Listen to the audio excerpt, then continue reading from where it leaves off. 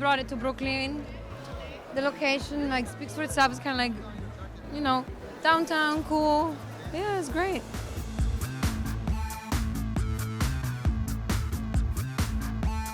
Today we're doing a very monotone face with bleaching eyebrows, which is quite a long process, and then light coverage foundation, just evening out skin tone, using Copacabana highlight on the cheekbones and on the lid, and then we're using a combination of the NARS face sticks and just doing in the contour of the eye and underneath the cheekbones, and just a little bit of foundation over the lips. So it's a little bit futuristic, still very boyish.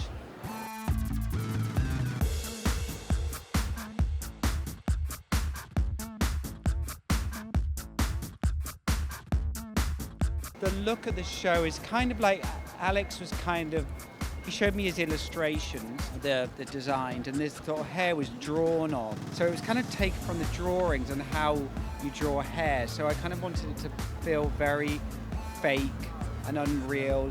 It has this like a weird boyish kind of thing, but it feels also a little futuristic because it feels periodless in a way. So they're all the things that we kind of wanted, but he wanted it to feel very pulled together, but in a very simple way. We cleaned the hairline up with makeup. So the thing feels very kind of like stuck on in a way.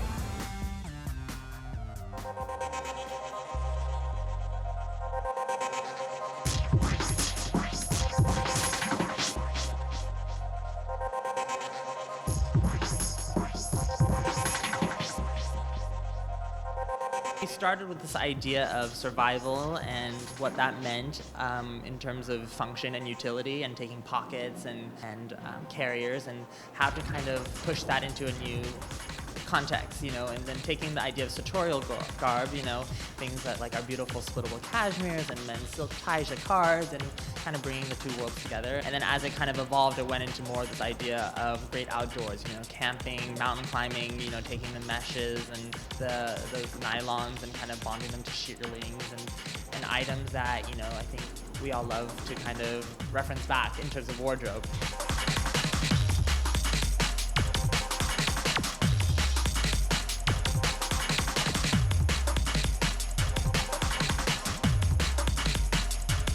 We always try not to get too conceptual with it, and that it's something that's fun and that, you know, excites us, just because, you know, we love fashion and we like to experiment. And in the beginning, you know, if you notice, all the prints were actually inspired from all the paisley, from all the men's silk tie patterns, and then we kind of just exploded it and just went into kind of like fireworks of color. You know, I felt like it was time to kind of, you know, challenge myself not to use black, or to use it in a way that maybe I haven't used before, so. I love the question. You know what I think Alex does, and he's done this from the very beginning. I was at his very first show that he did in the basement, and it was just like cool 80s club clothes, and I think he's grown up so much, and it's reached a sort of level of urban sophistication. I think he's just redefined what urban dressing is, and like when you look at these clothes, they're sophisticated, but they're laser sharp. They are cut with such precise detail, and the way that those leathers are done, or the raw edges on the shearlings and the scarf and the leather shirting, and even all the accessories and the boots, was really smart in terms of what young and modern should be, and at the same time feeling sophisticated. Before like the whole season started, I was like, God, I want Alexander Wang so bad, you know, because it's such like a cool like hipster show. It's like, it's the one you really want. It's simple, but it's so cool. It's so chic. Well, Alexander Wang was amazing. It was the first show that I've been to in Brooklyn, and it was just quintessential Alex Wang, super cool, a downtown girl.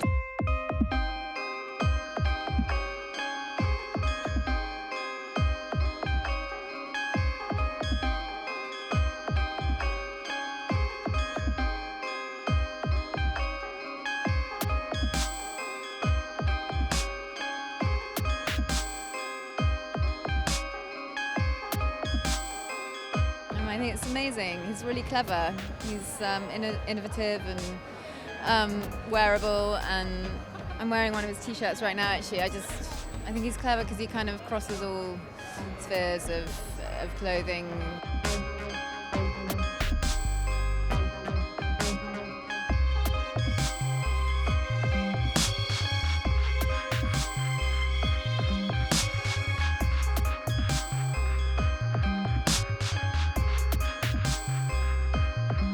The heat-sensitive fabrics were amazing. The finale with the rotating platform, kind of like a lazy Susan of models.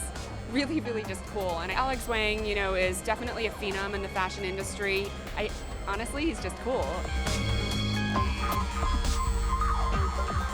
It's not something that's reinventing the wheel. Of course, heat-sensitive materials exist out there, but how do we take it and put it in context with what we do and what we love?